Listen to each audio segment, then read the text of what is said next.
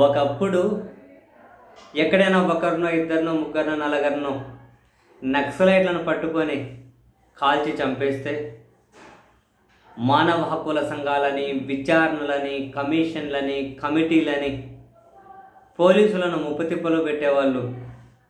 వాళ్ళకు సమాధానం చెప్పుకోలేక పోలీసులు చాలా కష్టాలు, ఇబ్బందులు పడేవాళ్ళు. చాలామంది గుర్తుండే ఉంటుంది.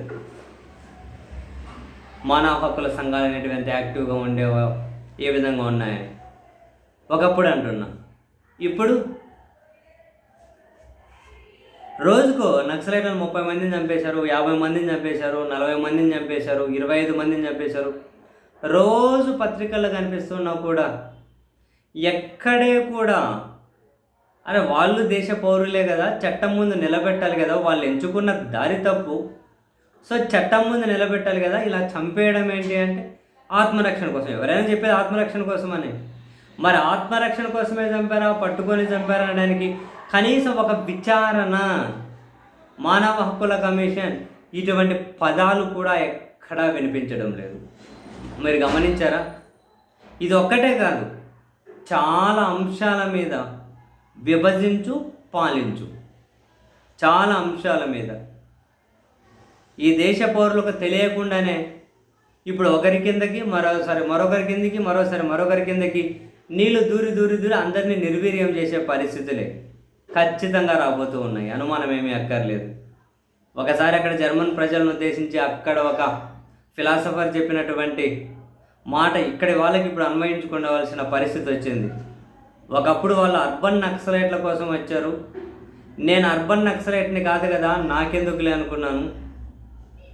తర్వాత వాళ్ళు నక్సలైట్ల కోసం వచ్చారు, నేను నక్సలైట్ని కాదు కదా, నాకెందుకు అనుకున్నాను.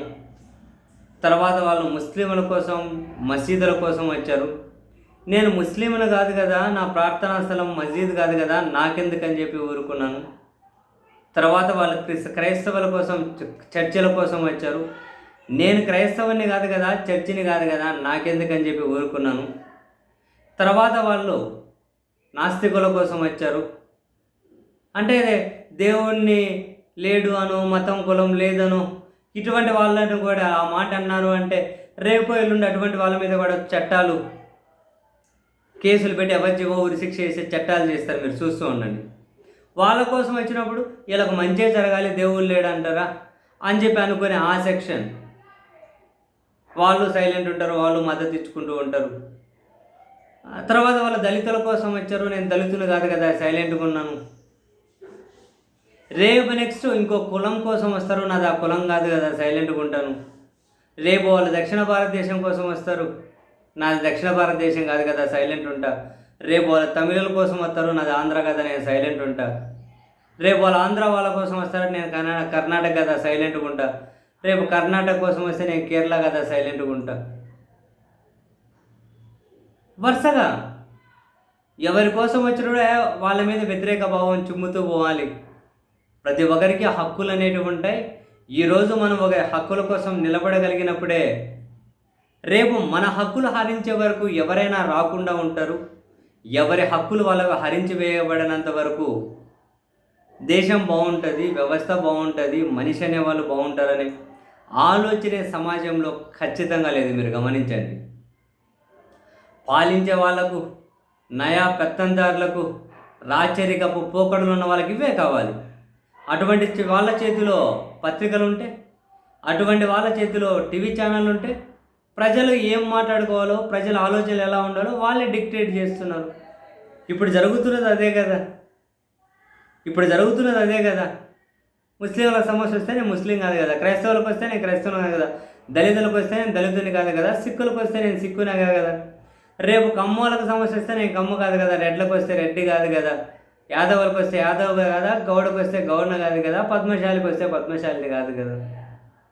పొంగ అందరి కిందకి నీళ్ళే వస్తే చివరికి అల్టిమేట్గా ప్రతి ఒక్కరూ కూడా ఆ బానిసత్వం అనే చట్రంలో ఇరుక్కోవడం, మళ్ళీ పాతకాలపు బానిసత్వం రోజులు రావడం, పెద్ద దూరంలో ఇవన్నీ కనిపించడం లేదు. చాలా కనుచూపు మేరలోని ఇవన్నీ అయితే కనిపిస్తూ ఉన్నాయి. ఏం కాదు, వీలైతే ఇంకా మీ పక్కన కులం పేరుతో నలుగురిని తిట్టండి, మతం పేరుతో నలుగురిని తిట్టండి, ఇంకో నలుగురి మీద ద్వేషం ప్రదర్శించండి, ఇంకో నలుగురితో ద్వేషాన్ని వెదజల్లిపించండి మీరు. ఎందుకంటే మీరు అసలు సిసలైన నయా దేశభక్తులు, అసలు సిసలైన కనుక భారతదేశ పౌరులు. అంటే ఇప్పుడు భారతదేశ పౌరులకు ఇప్పుడు కొత్త మెజర్మెంట్స్ ఉన్నాయి, కొత్త సిస్టమ్ ఉంది కదా, కొత్త మెజర్మెంట్స్ ఉన్నాయి కదా. ఒకరి మీద ద్వేషం ప్రదర్శించడమే మీరు దేశభక్తి అనుకుంటున్నారు. ఒక కులం మీద ద్వేషం, మతం మీద ద్వేషం, ప్రాంతం మీద ద్వేషం, రాష్ట్రం మీద ద్వేషం, ప్రజలందరినీ కనుక గ్రూపులు విభజించేసి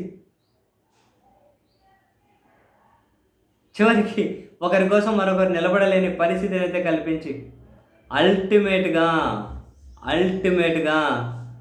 రాబోయే రోజులు ఎక్కడికి వచ్చి ఆగబోతున్నాయో మీలలో కూడా చాలామంది చూస్తుండండి. ఇప్పటికే చాలామంది చూస్తూ ఉన్నారు. వాళ్ళ కింద నీళ్ళు వచ్చేంతవరకు అర్థం కావడం లేదు. అందరి కింద నీళ్ళు వచ్చిన తర్వాత పట్టుకోవడానికి ఆకులు చెట్లు కదా, ఇత్తనాలుగానే ఉండవు. చేతులు కాలినాక ఆకులు పట్టుకుంటారన్న కదా, ఆకులు కాదు. ఆకులు 20 ఏళ్ళ తర్వాత పట్టుకోవాలన్నా కనుక భూమిలో వేయడానికి గింజ కూడా ఉండదు, సీడ్ కూడా ఉండదు. అప్పటికి తెలుస్తుంది జనానికి.